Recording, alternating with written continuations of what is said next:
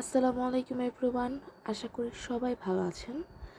আজকের ভিডিওটিতে আমি মায়োসিস কোষ বিভাজনের চিত্র আঁকব এবং কিভাবে পরীক্ষায় খুব সহজ এবং তাড়াতাড়িভাবে মায়োসিস কোষ বিভাজন আঁকতে পারো সেটাই দেখাবো।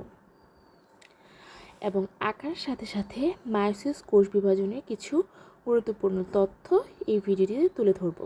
আশা করি ভিডিওটি কাজের।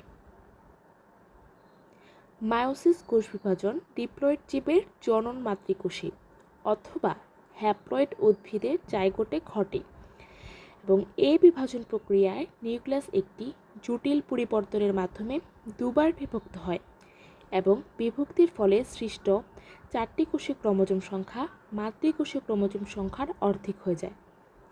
তাই এ প্রকার কোষ বিভাজনকে মায়োসিস বা হ্রাসমূলক কোষ বিভাজন বলে।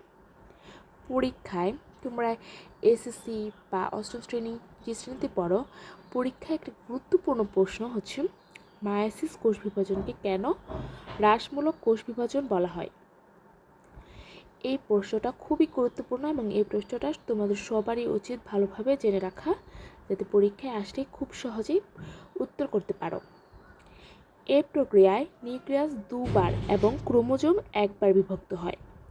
যে কোষ বিভাজন প্রক্রিয়ায় নিউক্লিয়াস পরপর দুবার এবং ক্রোমোজোম মাত্র একবার বিভাজিত হয়, মাতৃকোষীয় ক্রোমোজোম সংখ্যার অর্ধেক সংখ্যক ক্রোমোজোমযুক্ত 4টি অপত্য কোষ সৃষ্টি করে, তাকে মায়োসিস কোষ বিভাজন বলে। সহজভাবে বলা যায়, যে কোষ বিভাজন প্রক্রিয়ায় মাতৃকোষ থেকে 4টি অপত্য কোষ সৃষ্টি হয় এবং নতুন সৃষ্ট কোষের ক্রোমোজোম সংখ্যা মাতৃকোষের ক্রোমোজোম সংখ্যার অর্ধেক হয়ে যায়, তাই মায়োসিস। এখন বলবো মায়োসিসের বৈশিষ্ট্য। 1. ডিপ্লয়েড জীবে মায়োসিস সাধারণত জনন মাতৃকোষে হয়ে থাকে। 2. এ ধরনের কোষ বিভাজনে নিউক্লিয়াস দুবার বিভক্ত হয় কিন্তু ক্রোমোজোম মাত্র একবার বিভক্ত হয়, ফলে সৃষ্ট কোষ ক্রোমোজোম সংখ্যা মাতৃকোষের ক্রোমোজোম সংখ্যার অর্ধেক সংখ্যক হয়। প্রোফেজ এক দীর্ঘস্থায়ী বিধায় একে 5টি উপপর্যায়ে বিভক্ত করা চলে এবং মায়োসিস হল জীবসমূহের মধ্যে বৈচিত্র্যের সৃষ্টির একটি প্রধান উপায়। আশা করি চিত্রে দেখানো অঙ্কন অনুযায়ী পরীক্ষার মধ্যে খুবই সুন্দরভাবে এবং তাড়াতাড়ি আঁকতে পারবে।